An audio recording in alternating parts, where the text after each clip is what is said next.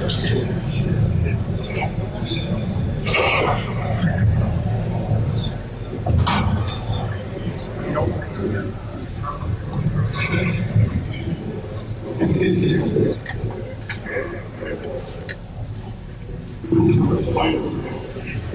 right, good afternoon, everybody.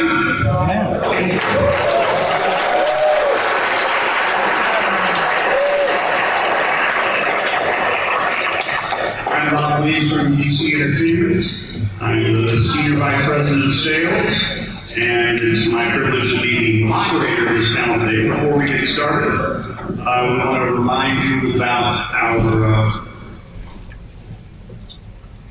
We Can Be Heroes campaign. Last year, the Justice League joined the fight against hunger in the Horn of Africa.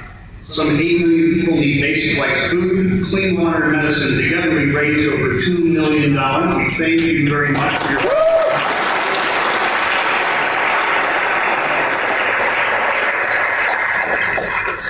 it's not enough. This year, DC We Can Be Heroes campaign is doing something different, kind of cool. We're giving exclusive access to Batman-themed merchandise and once-in-a-lifetime experiences to fans who join the cause. So our top creators have designed some cool variant covers, some limited edition lithos, and behind-the-cowl experiences. Now up for bid on Indiegogo. The URL is on the slide. You can also get it on the DC website. We're at a new stuff weekly, but this round lasts until May 10th. So wait till you see what's next. And again, we thank you for your support, and we look forward to your continued support. So thank you, guys.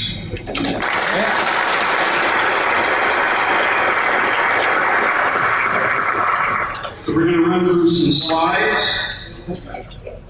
and some stuff up here on the. Are we? Right now, at the same time, we're going to give all of you copies of a variant issue, one of the issues of All-Star Batman and Robin. But that will be done so quietly, so subtly, even I will not even know what's going on without having it pointed out to me. First up, we have the Trinity War beginning in August through Justice League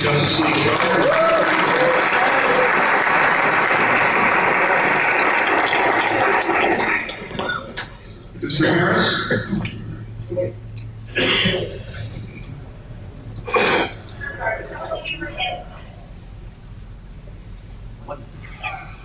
Mr. Harris is delegated to me in addition to this. We're running across those 3 Justice League books, and we'll also have additional tie-ins you might have heard about with Constantine and Pandora and the Phantom Stranger. Next up, we have Superman Unchained, a big, nice Superman book by newcomers Scott Snyder and Jim Lee.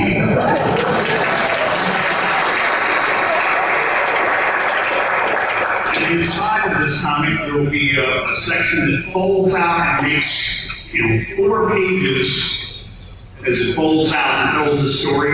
And so both sides of this is kind of a poster story within the story. And look at that. That the Man of Steel movie comes out, because we just want to make sure you have your attention about Superman. All right, we have in Batman itself by Scott Snyder. Starting in 22, we have Zero Year, where Scott will give you a look at his ideas on the motivations and what makes Bruce Wayne tick. Over in 1922, we have Kyle Higgins to tell us what's going on there, right? Sure. Thank you, Kyle. Well, for those of you that don't know, although I feel like you're probably in the right crowd, Nightwing is just moved to Chicago.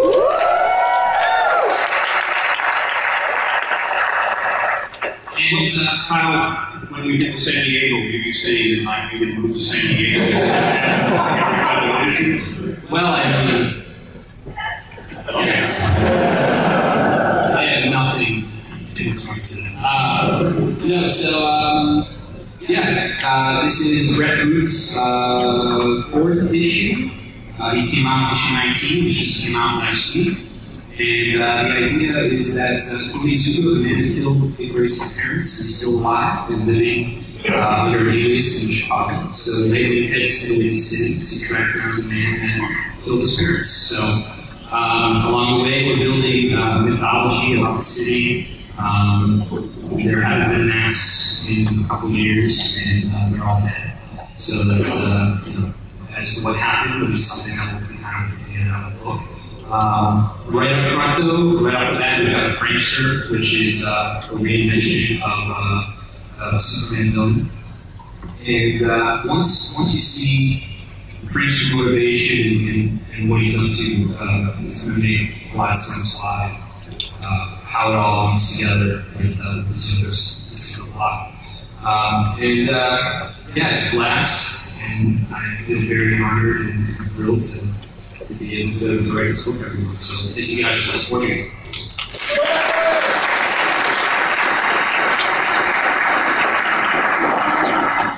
All right, also coming up in the Bat family, we have the Batman at number 22 with the new Batman. If you guys haven't seen that, that's getting a lot of strong attention. And All-Star Western continues to have some interesting stuff. Jonah X, and you can see right there, it's like it's Arkham Asylum in the background. Good segue from the back of this. And then we have Swamp Thing number 22. Charles Soule is the new writer of Swamp Thing. Charles, how's it feel to step into doing Swamp Thing and know that the co-creator of Swamp Thing, Lee, is behind you with his It's a little intimidating. But it's I'm having an incredibly fantastic time writing Swamp Thing. Swamp Thing's a character that is near and dear to my heart, as I think he's probably, one of the things that I really noticed as I've been writing the book is that there's a lot of people who love Swamp Thing, who love Swamp Thing for a really long time. It's the work of those people for me. And it's just great. I think people have only the first issue of my run's been out. Number 19 is built on obviously fantastic work that Scott Snyder did. And I know last week I hope people continue to read it. I'll tell you a little about 22 to get you excited to read it. As you can see from the cover there, it's a Constantine guest stars. One of the things that I'm enjoying about something Scott did for me was he set it up so that Swamp Thing could once again travel through the green. He could basically go anywhere in the world he wants to do in the Blink behind, which means I can set stories anywhere in the world that I want to set them. So in this particular story, it's set in a small village in the Scots Highlands called Fetters Hill.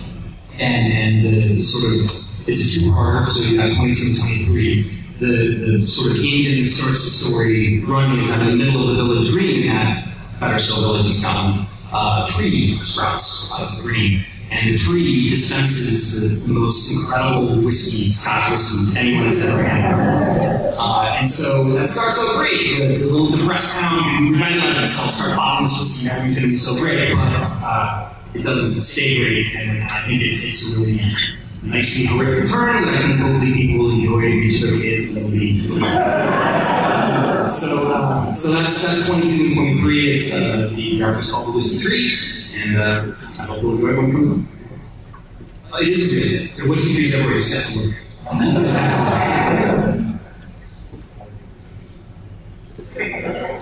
next up, we have the creative team, the writers of Green Team, Teen Trillionaires. You also know them for their work on Tiny Titans and Superman and Family Adventures. And they have a comic shop here in the neighborhood. Art and Franco. Yeah.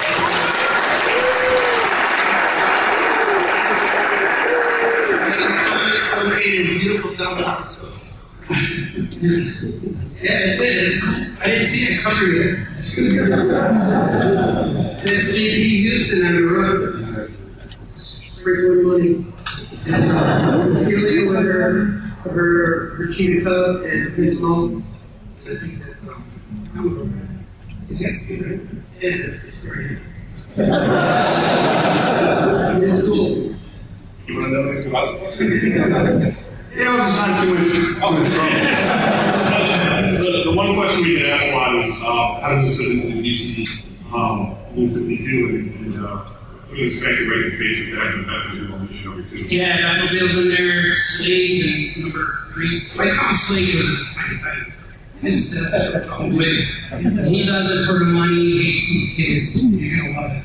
I think it's one that doesn't like it. No, he's a the team trillionaires, you know, they got all access to everything. They got all access to DC.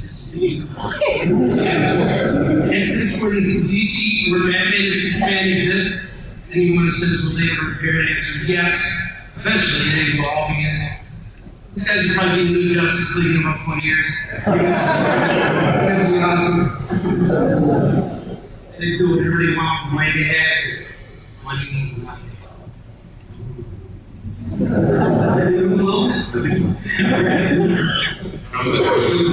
was pretty good. It was much better than I expected from the start. Steely has a robot arm too. You're gonna like that. Michael Jackson with his glove. Oh, it's gonna catch on everywhere. So it really does. It's really good. We're gonna play off their arms and replacing the robot arms. Get some. It's a risky procedure. Yeah, she kind of gets infected. That's the wrong word though. You want to retire. You guys should get it. It's awesome. You gotta get freaking Everything you say is true. It was a whiskey tree here. All that 20 wants and nobody needs the tree. Yeah, I knew when I showed you guys the escalator to get up here. But I should have thought better of it. And by the way, you make some appearance from cover number 5. What is that number 5? I need to know. Frank the number 5. Retailers. Look at that, we know the distance in it, Brian. Thank you for helping me out with that. So, kind of the flip side, the counterpoint to this, you know, these guys who have all this money, represented by the lifestyle that Mark and Frank live with their fancy clothes and conventions and stuff. We have the movement, and that's by Gail Simone. Can you follow up on that?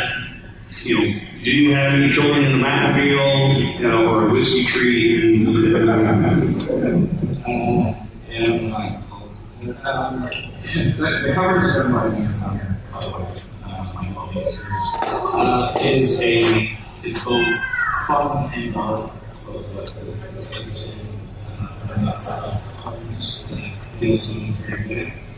and all I can really say about the story, because I'm not so much involved in playing the story being part, is that there's an awful lot of story things in there that almost killed me.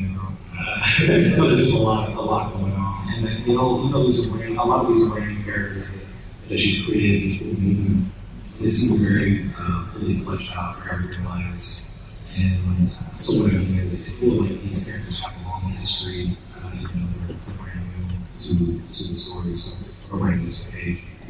Just having conversations that I've had with Gail, that it seems like they're fully realized in her head, so that's pretty much it.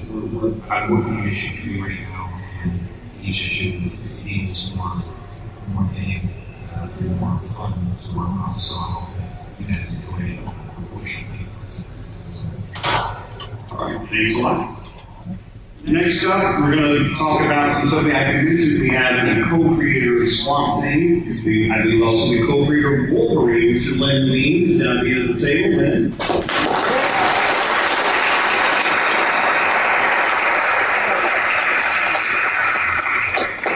And Len, you were also the original editor of Watchmen, and you've been working on the Before Watchmen project. That's right. What do you want to tell us about how do you feel now that you've wrapped this up? I'm a little disappointed, only that J.G. Jones was so slow that the last book of the series out was the last meeting in the series. And I really had wanted Ozzy to be the last one out, because the last panel sort of starts at the very first panel of Watchmen proper, but with a circular element to it. My favorite part, yeah, I mean, people have voted for years and I disagree with the ending of everything I'm watching. And I'm most happy about it, positive biases. And I sort of have to deal with that one way or another. Give myself closure with it. And trade paper that comes up over the hardcover. That's fine. Yes. Fine. And you also did the dollar bill one shot? I did. Did see Rude on the picture. And I did it in the best possible way. That's a great C2E2 cover as well. Thank you, Lynn. Next up, as you may have heard, we're going to be doing some Batman comics based on the book of the 1960s television series. Yeah, called Batman 66. American comic makeup and snot shaving mustaches. Jim Chadwick, the editor of this project. So this is like more fun with an Batman comic than we could ever possibly have. The art is seen here is by Jonathan Case. He's drawing the first arc, which will feature the Riddler and Catwoman.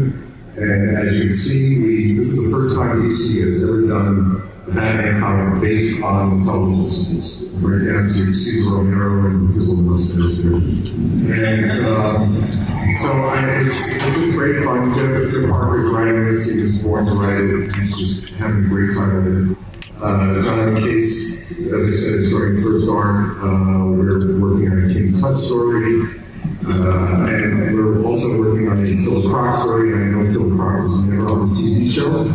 But if you sort of imagine it happening, it would be some guy in a cheesy rubber mask. So that's sort of what we're going for. And this will be out in July, digital and print. You said the Killer Crocs. All right, Jim.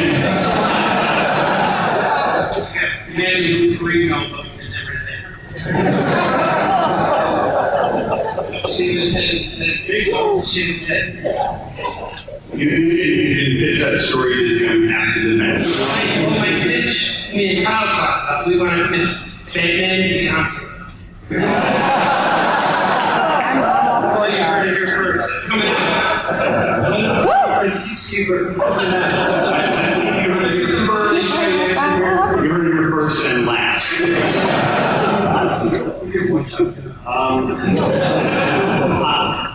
I'm going to turn to Brian Azarella to steer this thing back onto the road. Brian?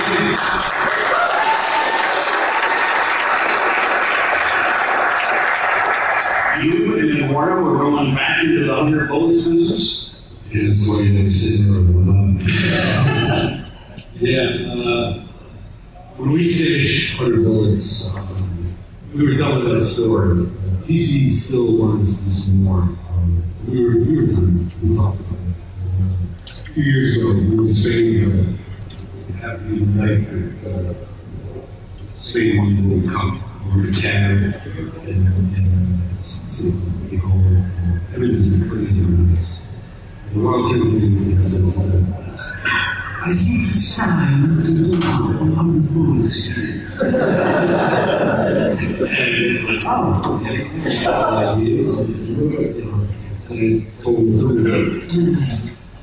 There's more to be said than more. That night we hatched this series, and it's not what you expect. Sorry.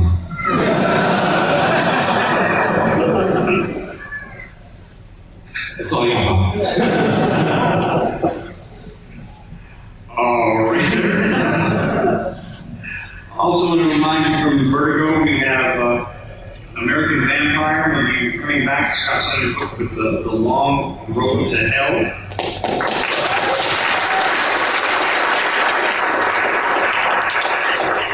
And we also have The Wait coming up soon by Scott Snyder and John Murphy. That'll be also from Vertigo. I want to point out a couple other things. I understand it's a struggle.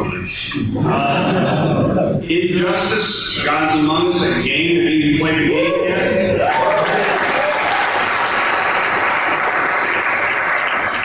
Mr. Chadwick, Mike, can you tell us about what's coming up in the comic?